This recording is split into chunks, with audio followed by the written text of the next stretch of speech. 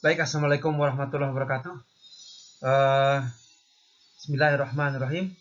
Kita bertemu dalam mata kuliah Personal Development untuk Prodi Kesejahteraan Sosial. Oke.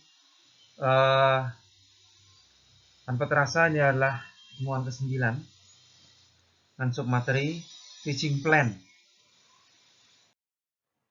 Oke, materi Teaching Plan ini adalah kelanjutan dari materi-materi sebelumnya yang sudah kita pelajari, yaitu tentang pelatihan andragogi.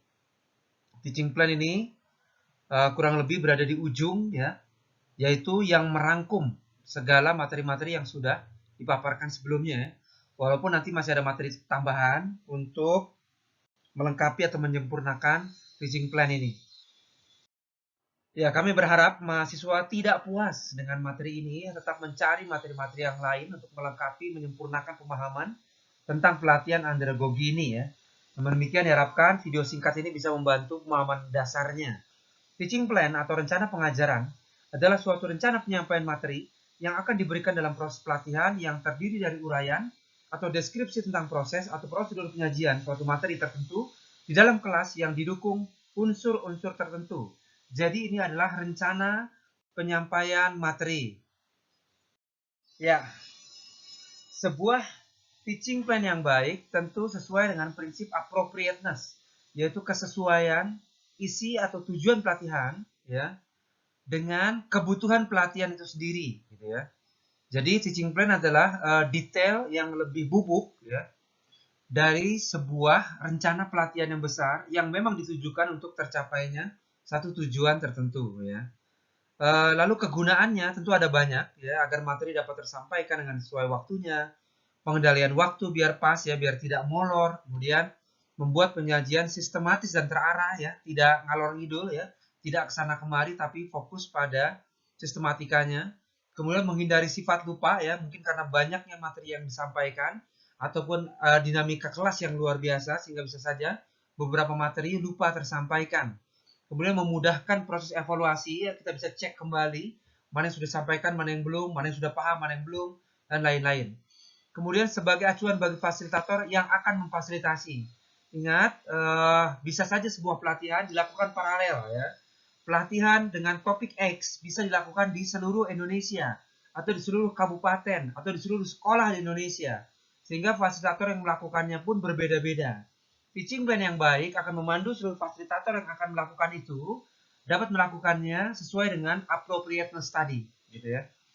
Kemudian membatasi ruang lingkup materi ya, agar tidak melebar kemana-mana, tetap fokus pada tujuan. Mempermudah mencapai tujuan ya, sudah jelas. Menggunakan metode dan media yang sesuai. Nah ini tadi ya, ketika dilakukan oleh fasilitator yang berbeda atau fasilitator yang banyak jumlahnya dalam pelatihan yang paralel, untuk mencapai maksud dan tujuan tertentu, tentu media dan metode disesuaikan atau kembali kepada yang sudah direncanakan ya. Diharapkan tidak membuat inovasi-inovasi sendiri yang bisa atau berpotensi lari dari tujuan awal pelatihannya itu sendiri. Ya. Kemudian ini juga untuk membantu pembagian kerja antar fasilitator dalam sebuah tim. Dalam pelatihan yang berlangsung 2-3 hari atau bisa seminggu, diperlukan kerjasama fasilitator yang baik. Ada beberapa fasilitator yang bertugas untuk motivator dan dinamikator, tapi mungkin pada sesi-sesi tertentu, fasilitator tersebut lebih dominan dalam perannya sebagai sebagai narasumber ataupun sebagai fasilitator itu sendiri. Jadi ini adalah untuk pembagian yang baik ya, agar pelatihan terlaksana dengan baik. Oke, baik ya. Ini adalah isi dari teaching plan tadi ya. Jadi teaching plan itu menjelaskan lebih detail bagaimana sebuah praktik pelatihan dilakukan dalam modul-modul ya. Dalam sesi-sesi pelatihan tertentu ya. Satu sesinya bisa 1 kali 45 menit, 2 kali 45 menit, ataupun lebih dari itu ya. 3, 4, 5 sesuai dengan kebutuhannya ya. Isinya menjelaskan lebih detail tentang apa yang akan dilakukan di dalam modul tersebut. Pertama judulnya, kedua tujuan. Tujuan bisa fokus pada peningkatan pengetahuan, sikap, ataupun fokus pada peningkatan atau upgrading keterampilan. Bisa seperti itu ya. Kemudian Metode dan media tadi ya, kita sudah bahas di pertemuan sebelumnya, digunakan atau ditentukan berbasis kemampuannya dalam usaha mengantarkan pemahaman yang lebih baik pada peserta, gitu ya. Kemudian waktu yang diperlukan tadi ya bisa sekian kali 45 menit. Kemudian pembagian tugasnya seperti apa, siapa mimpin game, siapa fasilitator yang dominan, siapa narasumber yang dominan, dinamisator dan lain-lain ya. Kemudian langkah proses penyajiannya seperti apa ya? Apakah dimulai dari studi kasus dulu, penyajian film terlebih dahulu, atau brainstorming terlebih dahulu? Ini mengikuti langkah-langkah penyampaian media yang sudah dipaparkan sebelumnya. Kemudian kata kunci ya, kata kunci adalah kata yang diharapkan muncul dari peserta ya. Kata yang diharapkan muncul dari peserta setelah fasilitator menampilkan media. Ingat, agar terjadi two-way communication, agar terjadi active learning, agar terjadi multi-sense learning. Ya. Kemudian rumusan pertanyaan, ya pertanyaannya perlu dirumuskan agar didapatkan kata kunci yang tepat dari peserta dan kemudian evaluasi. Ya. Oke, baik kita lanjutkan. Berikut adalah hal-hal yang perlu diperhatikan ya. Tentu ini sebenarnya membutuhkan waktu cukup lama, tapi kita singkat dalam video ini. Pemilihan pokok bahasan dan sub pokok bahasan ya. Ini kan dipilih ya. Sudah dirancang sistematika sebelumnya dari the whole training ya. Kalau trainingnya 3 hari, bisa saja terdiri dari sekian modul yang berarti diikuti oleh sekian teaching plan ya. Kemudian perumusan pokok bahasan yang biasanya diambil dari sebuah kurikulum atau silabus yang saya katakan tadi. Perhatikanlah elemen media, waktu, metode, alat bantu, dan fasilitator. Ingat ya, kita bisa saja merancang sangat wah, tapi ternyata alat bantunya tidak mumpuni untuk kita melakukan itu ya. Maka kita harus perhatikan ya. Atau kita mensyaratkan kepada panitia ya. Karena kami ingin melakukan ini, metodenya begini, maka dibutuhkan alat bantu ini. Dan lain-lainnya. Ya. Kemudian fasilitator, perhatikan juga kemampuan fasilitator dalam menggunakan media tersebut atau metode tersebut. Ya. Lalu buat kolom ya, tentukan prosesnya, nanti kita akan bahas lebih lanjut. Lalu materi apa yang disajikan ya pada masing-masing kolom, durasinya, pembagian tugas ini penting ya, sesuai dengan kapasitas masing-masing. Rumuskan kata kunci dan buat langkah untuk evaluasi ya.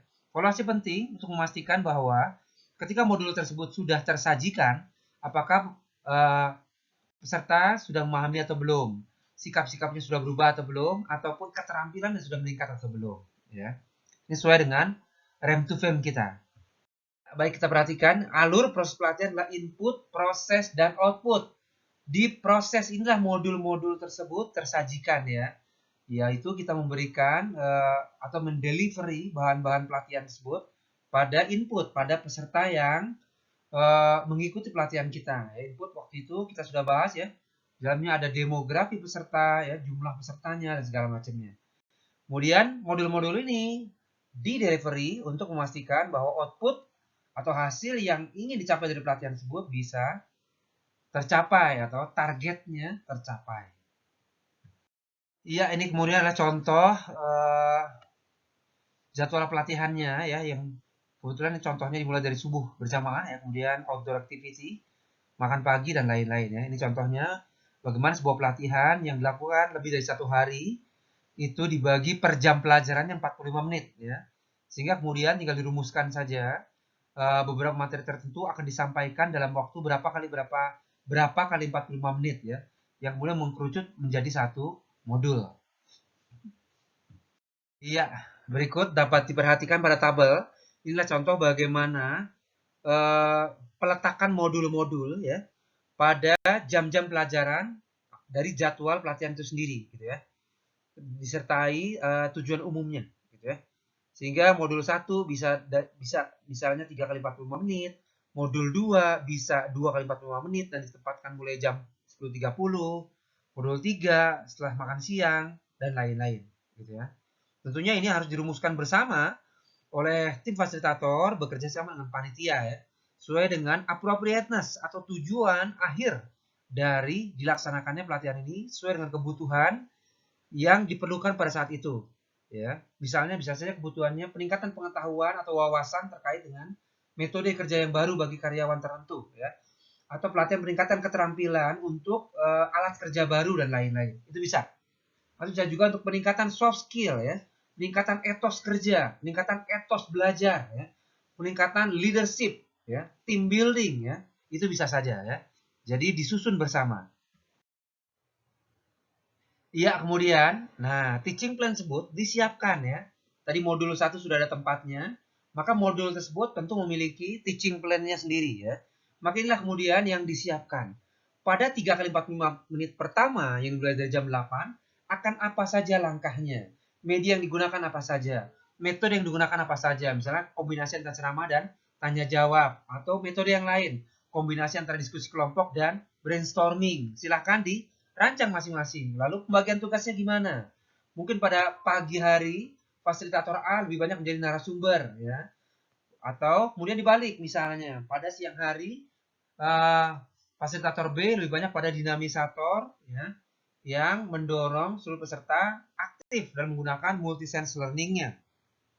Ya, ini bisa diatur, ya, sehingga ketika dilakukan nanti nyaman, ya, terlaksana dengan nyaman, tidak memberatkan satu fasilitator, berbagi peran, ya, nyaman buat pesertanya dan lain-lain. Pada siang hari juga bisa dipikirkan pemberian ice breaking, ya, untuk menyegarkan kembali atau membuat refresh kembali peserta dan siap mengikuti pelatihan kembali. Ya, berikut adalah contoh detail teaching plan-nya, ya. Jadi Anda mulai mengisikan judul pembahasan, apa isinya tadi, ya, tujuannya tadi apa, metodenya apa, dan lain-lain. Kemudian dalam tabel ini dibuat detail, ya. Misalnya pada modul pagi, ya, materi 1, modul 1 itu dari jam 8 sampai 10.15, itu diawali oleh apa? Misalnya 10 menit pertama, fasilitator memperkenalkan diri. Yang 20 menit kedua, games apa? Misalnya, ya. Games sebagai media apa disajikan untuk mendukung materi apa. Kemudian, menarikan hikmah, ya, mengikuti daur belajar yang sudah kita bahas atau participatory learning method, ya. Kemudian pada saat itu alat bantunya yang dibutuhkan apa saja. Dan jika ada keterangan-keterangan ini biasanya terus kata kuncinya, ya. Kata kuncinya itu apa gitu, ya. Ini kita bikin di sini. Ya, kemudian kita akan mulai berpraktek, ya, berkelompok melakukan proses penyusunan teaching plan ini, ya. Sehingga nanti kita bisa pantau bersama kemajuan-kemajuannya. Ya, demikian materinya. Terima kasih banyak, ya. Sampai ketemu di video-video selanjutnya, masih dalam mata kuliah personal development, ya, untuk program studi ilmu kesejahteraan sosial. Terima kasih. Assalamualaikum warahmatullahi wabarakatuh.